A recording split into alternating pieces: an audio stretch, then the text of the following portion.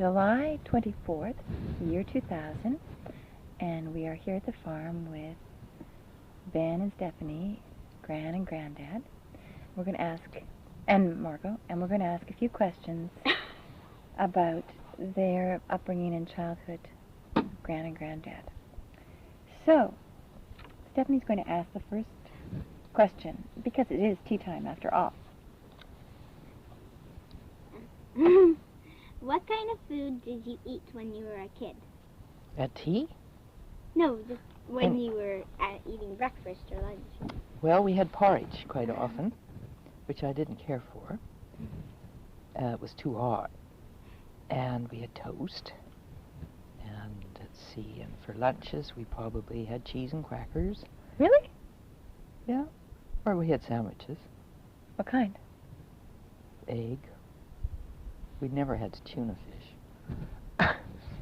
And then we would usually have tea. And there would be cookies at tea. Homemade? Sometimes. Yes, usually they were homemade. Not by me, though. Who made the cookies? My mother, probably. And then for dinner, we might have had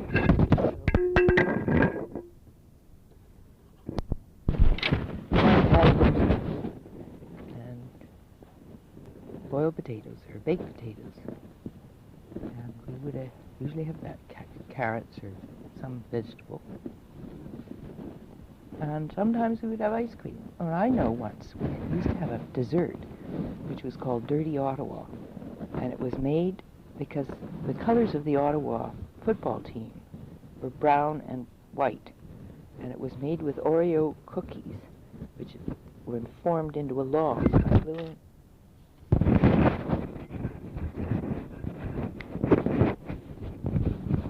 by gluing together the cookies with wet cream. And then you put it in the fridge for a while, and then you sliced it on the diagonal, so you've got this interesting white, dark brown, white, dark brown pattern. And that's about all I remember about these. Was there any special occasions that you would have? Another dessert we used to like to make, and it was made with whipped cream too, had chopped up miniature marshmallows and pieces of tinned fruit. Mm-hmm. And it was called a hooshmi. A hooshmi? A hooshmi. Wow. That's wonderful. Yeah, it's very fattening, too. What about birthdays? Was there anything special on a birthday? Not that I recall. There was a cake, usually. Homemade. No, I don't think there was anything special. You didn't put in a request for your favorite dish or anything on your birthday? Oh, no. Did your family have a cook at any time? Yes, once when we lived in Halifax, in the dockyard, I think there was a cook. He used to make applesauce, and he didn't core the apples properly. And in the applesauce, there were these little bits of core. You know, those tough little bits? We used to call them cook's fingernails. I didn't like applesauce much after that either. This explains your aversion both to porridge and to applesauce. Right, it does. Interesting. Did you learn to cook at home? Not very well. I was taught how to set the table, and I could do a basic breakfast. But as far as actually cooking anything, no. I was almost incapable of making a grilled cheese sandwich. Why was that? I don't know, because I never did it right. Or I was distracted, or it took too long, or I overcooked it. So you didn't find you had a flair for cooking? Certainly did not. Mind you, your grandfather's in quite good shape as a result of not overeating. Okay, Ben has a question for you. Ben? What kind of hobbies did you have? Well, I like to paint, and I was quite good at it for a while. And I was given a little bit of encouragement to paint. But I was never given much time to paint. I did go take some art classes when I was your age, had Saturday morning art classes, sort of rather like you have. And I'm not sure that I had anything very significant to say in my paintings, but I could copy, and I always liked coloring books, Mm. and I stayed within the lines. So who did you go to art classes with? I think they were for kids, Nova Scotia College of Art, Saturday morning. So it was a group, it wasn't individual. No, Yeah. no. And there was usually an art teacher at school who would give you some encouragement. I guess I won some prizes, but what other hobbies did I have? Oh, I liked sewing, and I used to make dolls' clothes. For your own dolls? Once I made a complete school uniform for my doll. Wow. It was a tunic and a white blouse, and it had bloomers and stockings and black shoes and a tie. Wow. It was really quite impressive, the tunic particularly. And somebody stole it. Really? Mm-hmm. Who? I don't know. From where? It disappeared. Did you take it to school? Was it at home? Well, I sort of lost track of it, and then nobody could ever find it again. So it wasn't a particular incident, it was just that it disappeared. It disappeared. Did you suspect one of your sisters? No, I didn't. I suspect somebody thought it was quite a nice little tunic. Maybe they had a miniature child they were sending to school. Now, Mom, was there any hobbies that you shared with your sisters, things you did together? Yes, we did. Well, once we acted in a radio play, my sister Tinker and I. It's not exactly a hobby. And there were amateur theatricals that we would rehearse, and just like you guys do, we would put on plays. I wasn't very musical, and I don't think I sang. And I'm not sure, if I can remember things we did together other than we did them all together as a family. Mm. Can't think what those things were. What about the expeditions? With our father, Yeah. and going out in a little car, and there were 5 of us. What kind of No. car? And there were 4 of us in the little car, and 2 adults. It was a very little car. I think it was an Austin, a small Austin, and I usually had the window seat because I was frequently car sick. And we would drive. We'd be looking for a special spot on the river for my father to fish. And then we'd go off the main road, and then we'd find a very bumpy, narrow, winding gravel road, and then we'd find another road that went off that was just over rocks. And we finally came to the edge of the river, and my father would get out all his gear and his hip waders and his tackle and his flies, fishing rod, and go off and stand in the middle of the river fishing. And my mother would spread out the tea on the blanket, and we would hop about on the rocks on the edge of the river and splash each other and say, "When's tea?" And we'd have to wait till my father had finished, and then it was getting slowly dark, Mm. and we would have our tea, consisting of lemonade and cookies or something, and then we'd all pile back into the car. Did he catch anything? Never. Never caught it. He just liked the idea of fishing. Did he have hip waders? Yes, he did. So it was fly fishing. Yes. Mm. And we'd turn the car around on the rocks somehow, bump back over the rocks and find the right gravel road, and bump back over that and find the winding country road and bump back over that. By the time we reached the highway, I was set. Was this from Halifax that you had set out? Yeah. Yeah. Usually. Huh. And sometimes, if we were really lucky, on the way back into town, we'd stop at what was known as the dairy, where you could buy an ice cream for 5 cents. Mm. 5-cent ice cream. But it was Jersey cows, too. Probably. So we did that sometimes. What kind of ice cream? That cost all of 20 cents for 4 people. Vanilla. Vanilla. Usually. Vanilla. Yeah. I like butterscotch ripple sometimes. Oh. I never allow myself to have that anymore. I might eat too much of it. Now I think it's time you ask Granddad a question. Okay, now we will switch to Granddad. And, Ben, could you ask him one of these questions? We will do it. Who was your best friend? Just a second.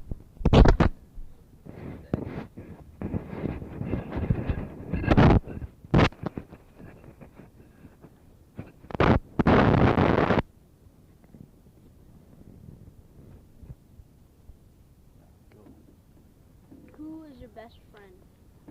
At what age would you think? When I was in school? I had a friend who was born on the same day as myself. His name was Philip Connolly. Wow. And to show our friendship, we each cut our hand. And when the blood on each hand was running down the hand, we put it together like that. And that was, we were blood brothers from that point on. Wow. Now, how old would you have been then? I was at St. Michael's. I guess that would be probably 12, somewhere around there. What sort of things did you do with Philip Connolly? Well, we used to take our .22s, rifles, and go off near Prospect Lake and look for imagined Japanese army arriving. That was 1939. Yeah. Would there have been concern about Japanese invasion at that time? Oh, indeed, there was very much concern. In fact, they shelled Vancouver Island. Where? Up on the west coast. North of Victoria. Yes, north of Port Alberni there, somewhere out there. So whatever became of Philip Connolly? He went to Calgary, and I tried to find him actually quite recently. I looked him up in the phone book, but he wasn't there, so I don't know whatever happened to him. Wow. But for a while you were best buddies. Yes, that's right. Okay. So if you want to go on to many other friendships, Sure, I can give you all my other friends, yes. Sure. Were there friends that you made when you were a little bit older? Yes, well, there was John Preston, was a great friend. Where did you meet John? In fact, I had a dream about him last night. Where did I meet John? At St. Michael's School, too, same time as Philip Connolly. And then Jim Helmican was a good friend, and is a good friend. Met Jim at university. Bet you got into some scrapes with him. Well, not too many scrapes, but we studied law together. And Tony Bull. Chased girls together. Yes, definitely chased girls together. Yes, so that's about the list of all my friends. What about when you were little? When I was very little.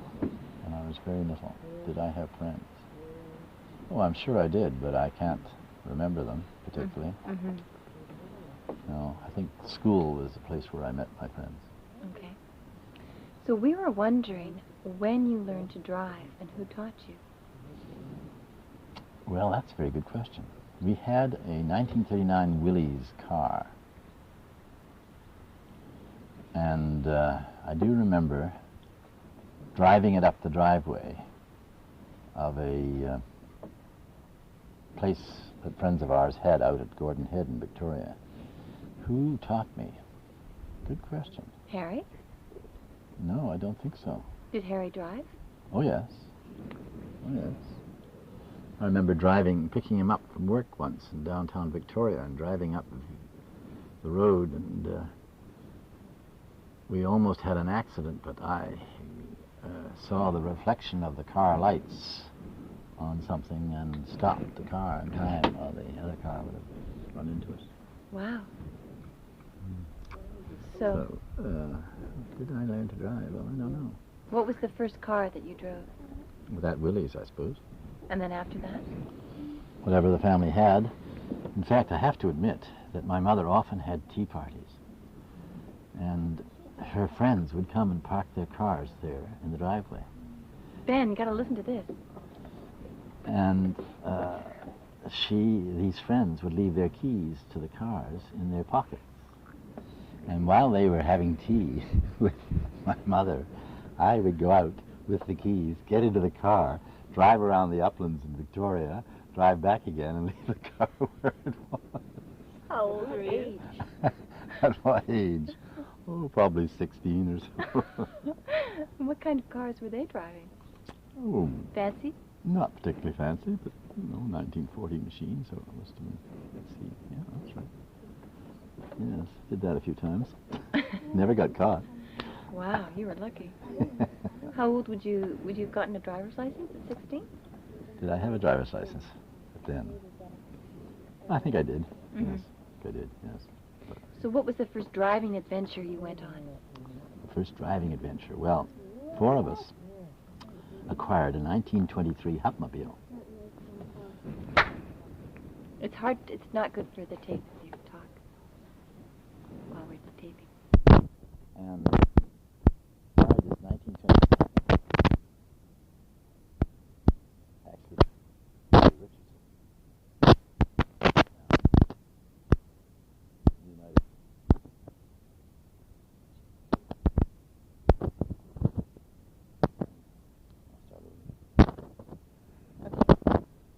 Start over. That's good.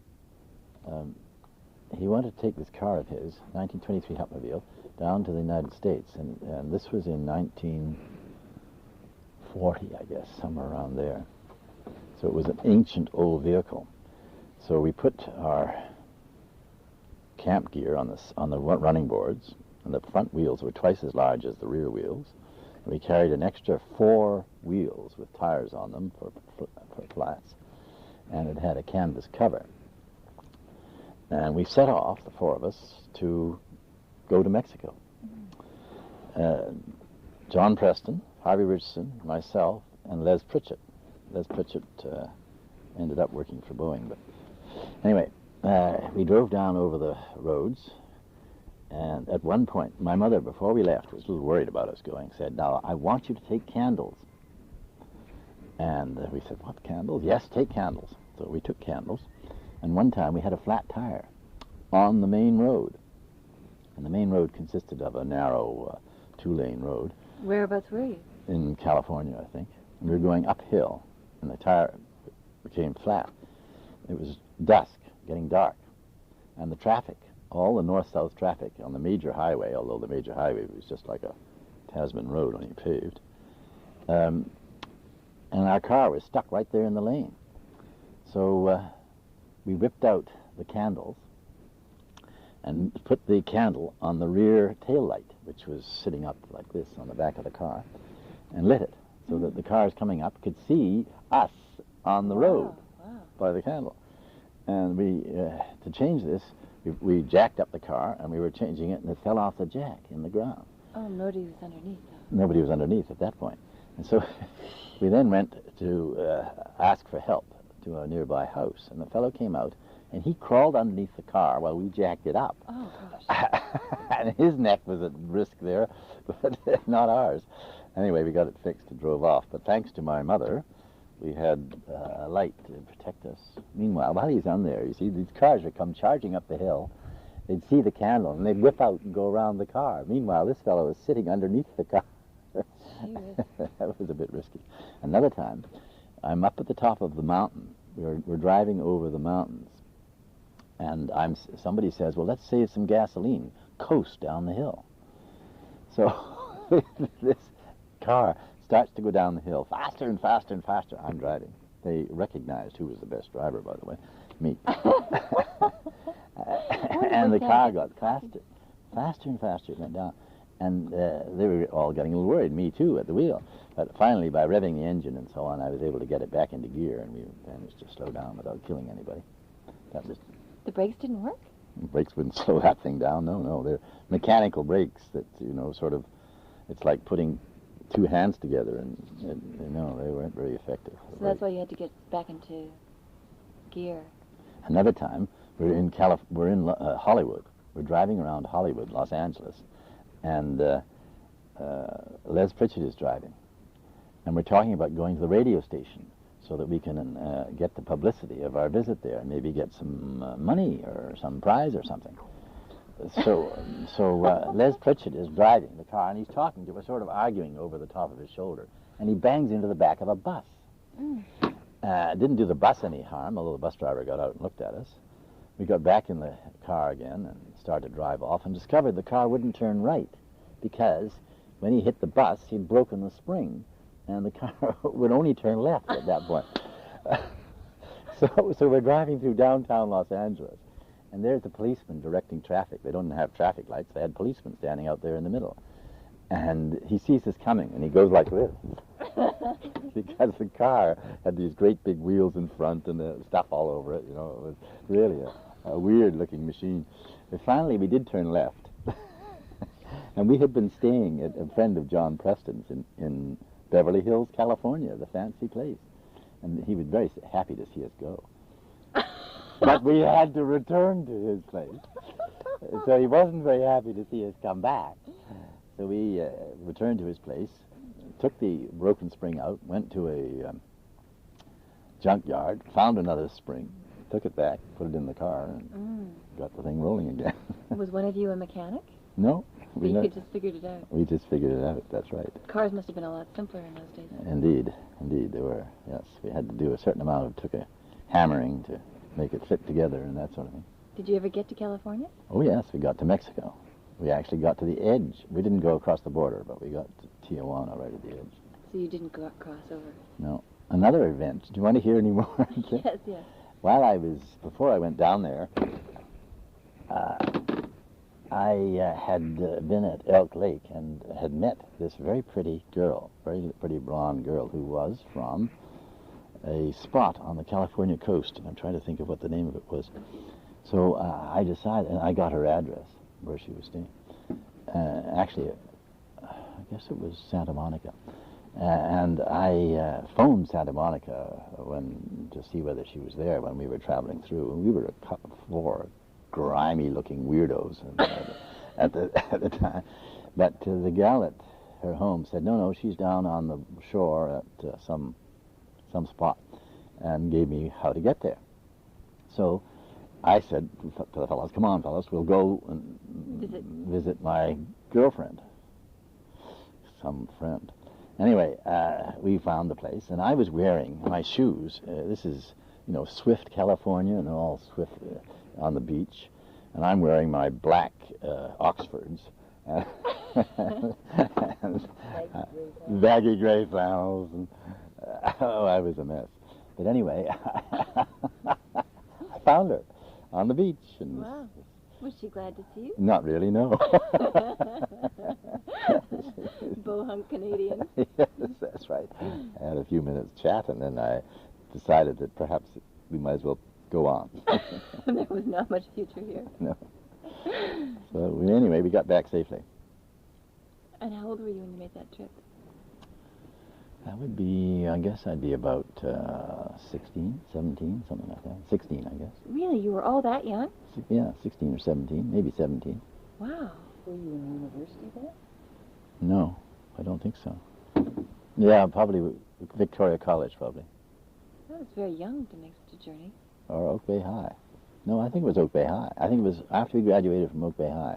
So it would be between high school and college. Wow. Yes, it was. We were quite young to make that journey, but we survived it. And Harvey Richardson, who ended up by being a very top scientist, wore a hat which looked a lot like in fact it was a hat from an engine driver, a steam engine driver, right. One of those strange looking hats. And we were in this store together with Harvey, and we were going to buy some food. And this gal saw Harvey, and she went like this, toot, toot, toot, toot. Was he embarrassed? Not really, no. That's pulling the whistle maker on a steam engine.